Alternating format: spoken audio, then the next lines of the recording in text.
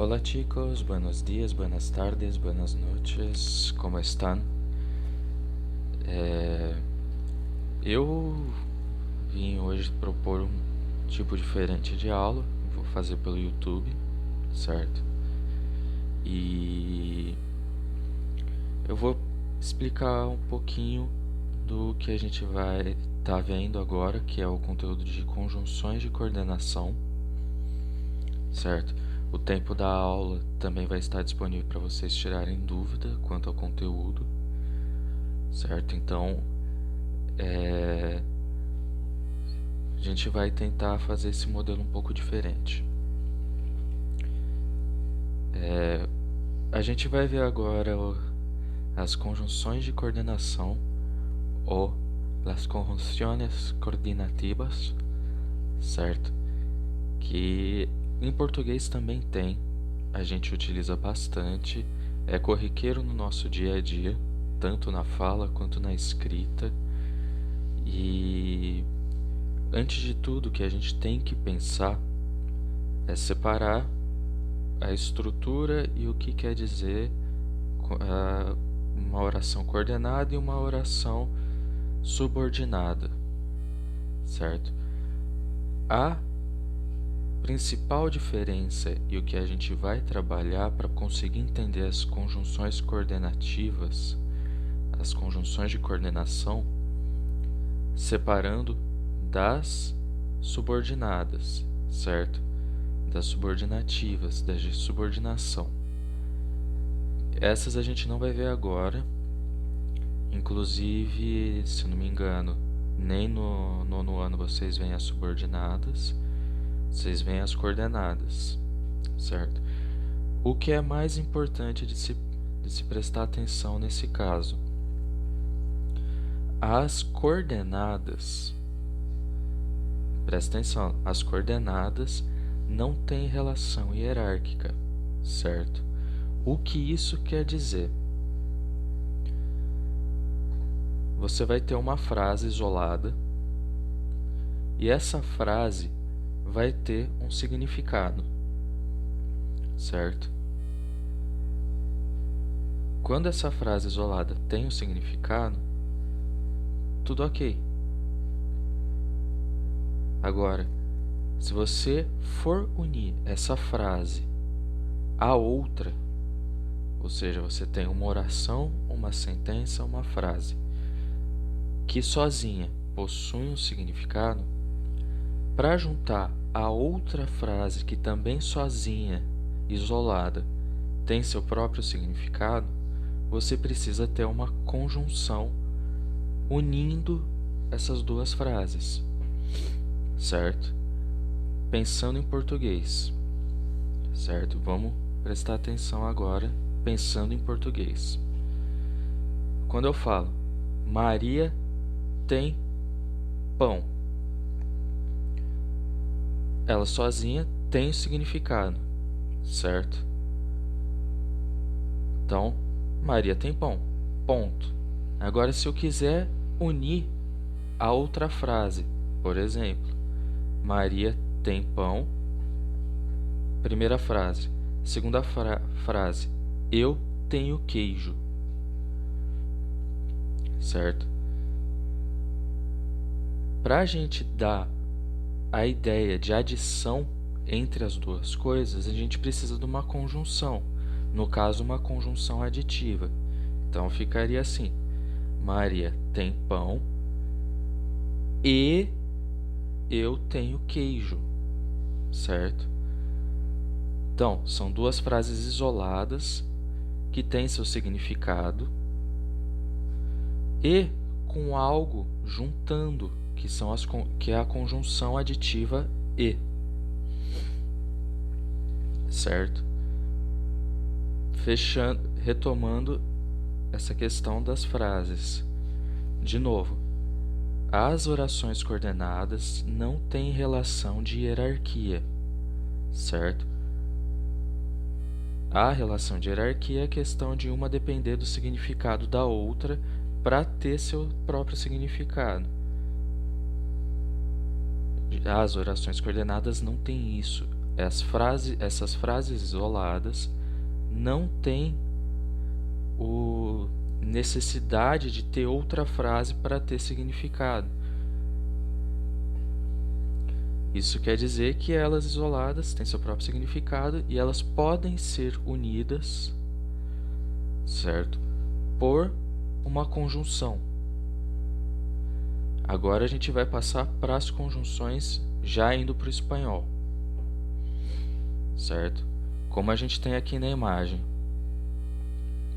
a gente tem a conjunção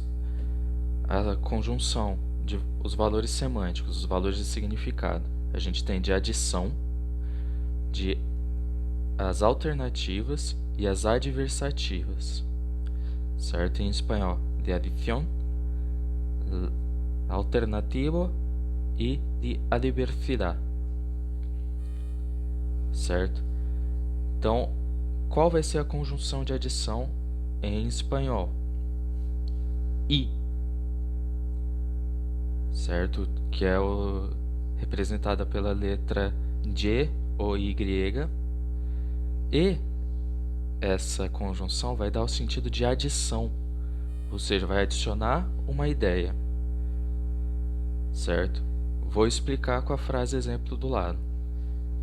Es mi cumple e todos estão invitados.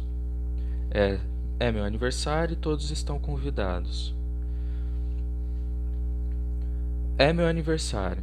Isolado é uma afirmação, é uma frase afirmativa e não necessita de complemento, certo? Já expressa uma ideia, já expressa seu significado. Então é meu aniversário e todos estão convidados. O i, nesse caso aqui, ele indica a adição de mais uma ideia. Es mi cumpleaños e todos estão invitados. É meu aniversário e todos estão convidados para a festa. Todos estão invitados também, isolado, tem seu próprio significado. Não depende de outra frase para ter significado. Mas vocês unem essas duas frases, certo? Para dar um outro sentido, sentido de uma adição de ideias, certo? É meu aniversário e vocês estão convidados, certo? Então é a adição de uma ideia, por isso que ela é aditiva. Pode ser tanto uma adição de ideia quanto uma adição de valor mesmo, de soma. E há também as adições negativas, ou seja, que indicam uma adição contrária. A gente vai ver alguns exemplos um pouco mais para frente, a gente está vendo a noção básica agora. Agora o valor semântico alternativo, certo? Que é representado pela conjunção o, certo? A conjunção o é o nosso ou, certo? O que isso quer dizer? As alternativas indicam alternativas, certo? O que isso quer dizer? Que indica que você tem opções, certo? Tem opções e tem escolhas. Como a gente vai ver no exemplo aqui. Lembrando de novo, pensando em frases isoladas que têm sentido próprio, sem necessidade de outra. Você só vai utilizar as conjunções para fazer uma ligação entre essas duas frases. Então, uma alternativa agora. Vienes en coche, frase isolada. Você vem de carro, certo? Isolada, ela tem seu significado. O, dando alternativa, o em autobus. Você vem de carro ou de ônibus, certo? Então você está fazendo uma pergunta em relação à escolha do transporte da pessoa. Ou ela vai de carro ou ela vai de ônibus, certo? Que indica uma possibilidade também, certo? São alternativas, são são possibilidades diferentes de se acontecer algo, certo? Então, tem que prestar atenção no sentido que você quer passar, certo? E as adversativas. Em português, as adversativas nós utilizamos o mas, certo? Normalmente a gente utiliza o mas. Por exemplo, queria estar tendo aula presencial, mas estamos de quarentena, certo? Então indica uma ideia oposta que causa uma impossibilidade, ou uma ideia contrária, por isso que ela é adversativa. Ela mostra uma adversidade em relação a um pensamento, certo? Em espanhol, nós vamos utilizar o pero, diferente de perro, que é cachorro, certo?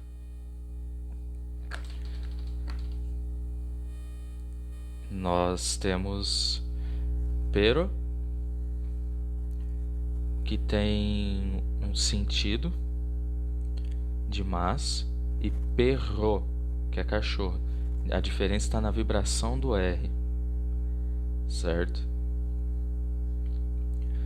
E então, a adversativa indica normalmente ideias opostas àquela que você está mostrando. Pensando em português de novo. Como eu falei, queria estar tendo aula presencial, mas estamos de quarentena. Quarentena indica uma ideia oposta ao presencial, certo? Você tem queria estar tendo aula presencial. Tem seu significado isolado essa frase. Estamos de quarentena. Também tem seu significado isolado se as duas são independentes. Agora, para uma indicar ideia contrária da outra, nós utilizamos o pero, certo? Isso em espanhol. Lembrando que a gente está vendo em espanhol, certo? Então, vou abaixar um pouco aqui. Aqui eu coloquei mais exemplos e outros tipos de adição, como por exemplo, adições negativas, certo? Para adições negativas, nós temos ni e tampouco. O ni é o nosso nem. E o tampouco seria tampouco também, certo? O que quer dizer adições negativas? Que adiciona ideias contrárias também. No tienes ganas de comer ni salir a la calle. Percebam que o ni está adicionando uma ideia também. Não tem vontade de comer, nem de sair à noite, nem de sair para a rua,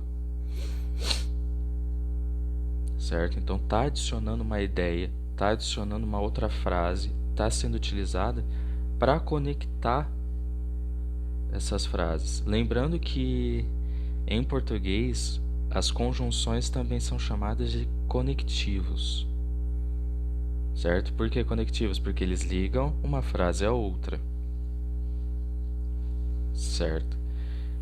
Então agora a gente vai às regras das aditivas,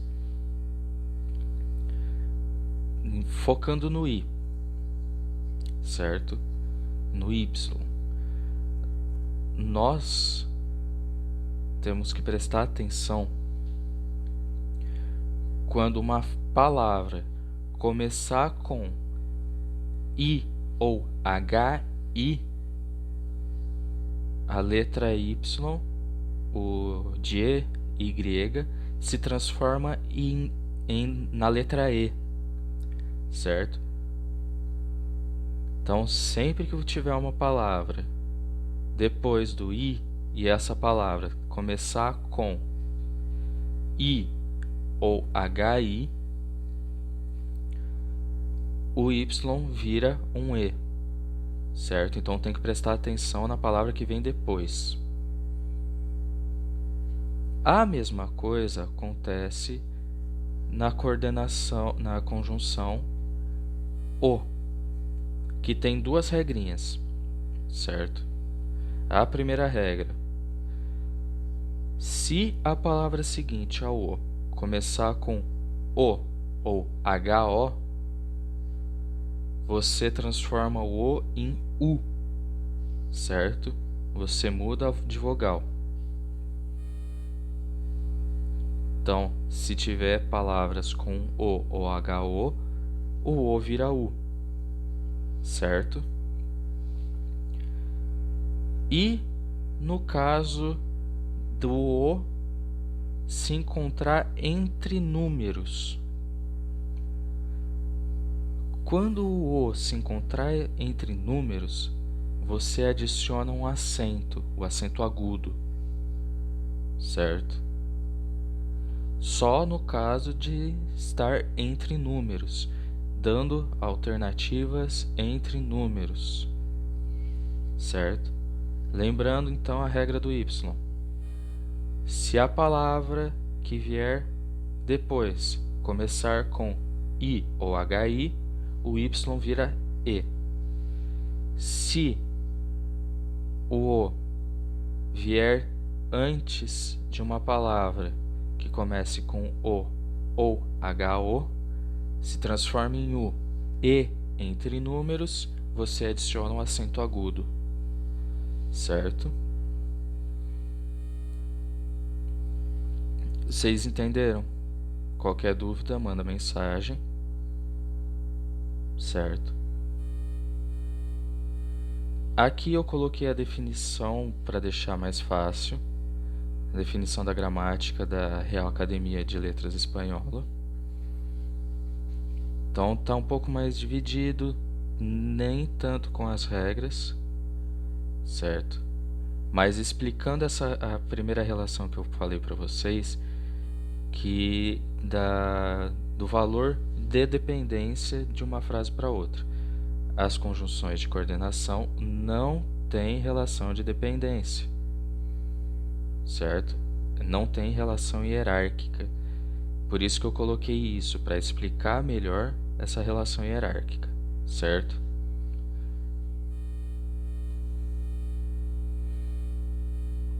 Então, né, é bem fácil o texto, tá bem explicadinho. Mas é para entender melhor essa questão da dependência de uma frase em relação à outra.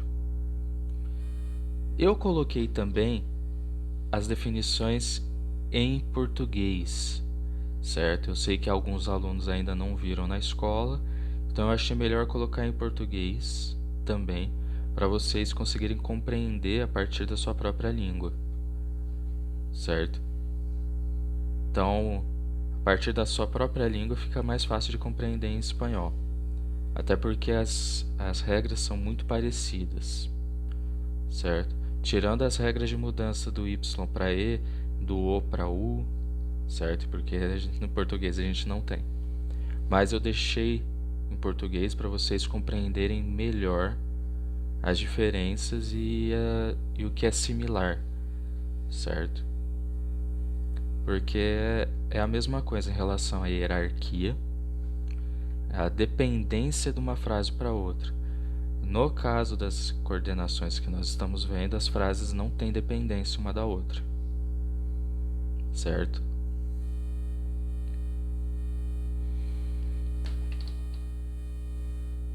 Agora a gente vai ver os exercícios, tá, gente? Todos os exercícios são muito parecidos. Só o primeiro que é um pouco diferente. Então, tem aqui. Elige um elemento de cada coluna e forma frases. O que vocês vão fazer aqui? Vocês vão escolher um elemento de cada coluna e formar frases, certo? Vocês têm 6 elementos. na primeira coluna, as conjunções na coluna do meio, certo? E mais 6 elementos na coluna na terceira coluna, certo? É bem simples, gente. Tem só que prestar atenção no sentido que você vai passar. Eu vou utilizar o exemplo da primeira. Silvia está enferma. A Silvia está doente. Então vamos procurar alguma frase. Eu vou pegar a última aqui. Siga trabalhando, como exemplo. Que ideia eu quero passar? Eu quero passar de adversidade, certo? Por exemplo, em português. Silvia está doente, mas segue trabalhando. Então, em espanhol ficaria: Silvia está enferma, pero sigue trabajando. Certo?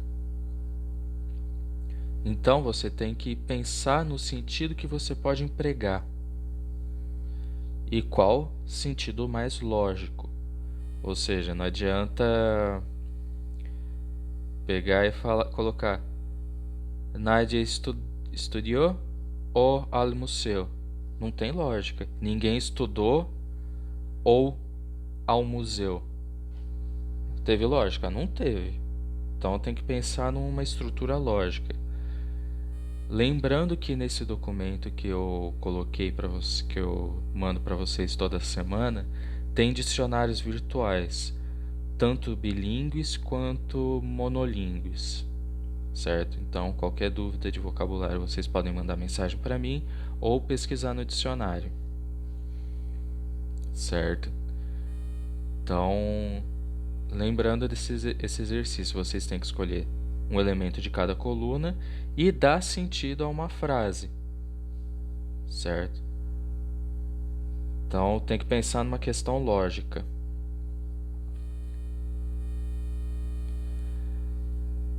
O segundo exercício, vocês têm que lembrar das regras para o uso do Y e do O, certo? Da Y, da G e do O, e completar as lacunas, certo? A, por exemplo, no sé si tiene 17 ou 18 años, certo? Nesse caso, o O entre 17 e 18 vai ter acento, certo? Aí Maria e Isabel trabalham em la mesma empresa. No caso aqui, Isabel começa com I, certo? Então a gente tem que utilizar o E. Por quê? Porque Isabel começa com I.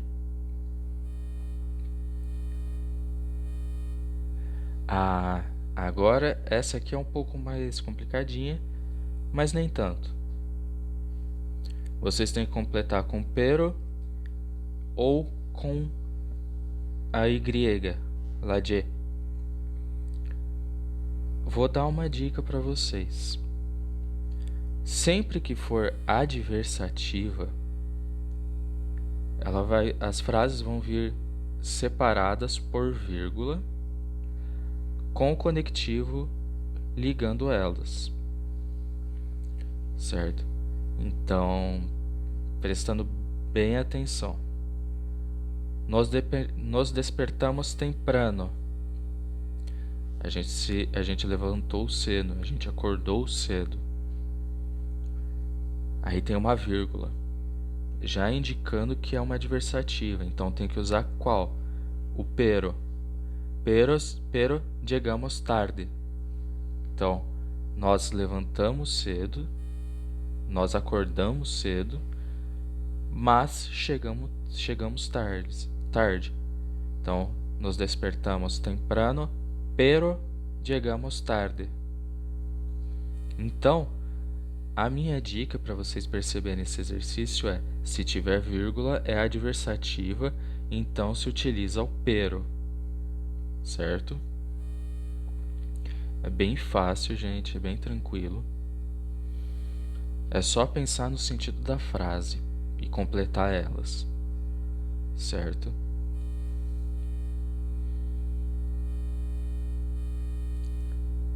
Esse aqui a gente vai deixar para a semana que vem, que eu vou explicar mais das conjunções de coordenação.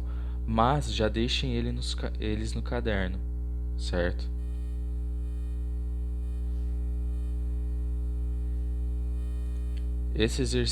Todos esses exercícios agora, mesma regra do y e do e, do o, do u, certo? Então é só prestar atenção nisso. Esse aqui, certo? A gente vai ver semana que vem. Esse aqui deixa no caderno, mas não precisa fazer.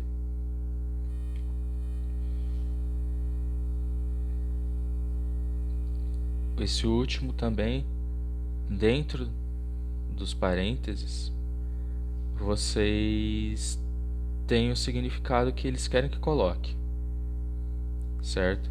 Então, primeiro, sentido de oposição. O sentido de oposição é uma adversativa. Então, quiero salir, pero llueve mucho. Eu quero sair, mas chove muito. Ou seja, uma ideia contrária, uma ação contrária que está te impedindo de fazer algo. Então, vocês têm que prestar atenção nas coisas entre os parênteses para poder dar sentido à frase. É bem simples, segue respectivamente os espaços, certo? Qualquer dúvida, gente, é só mandar mensagem. Se tiver com dúvida, manda mensagem, ou então pesquisa no próprio texto de apoio que eu coloquei, certo? Então só manda mensagem que aí fica mais simples, certo? Então é isso, aí manda, pode tirar dúvidas, não tenha vergonha.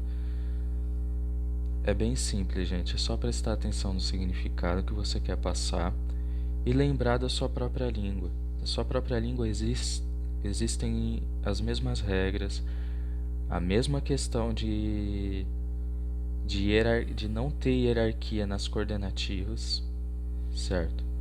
Então, só fazer com carinho, lembrar bem das regras, que é fácil.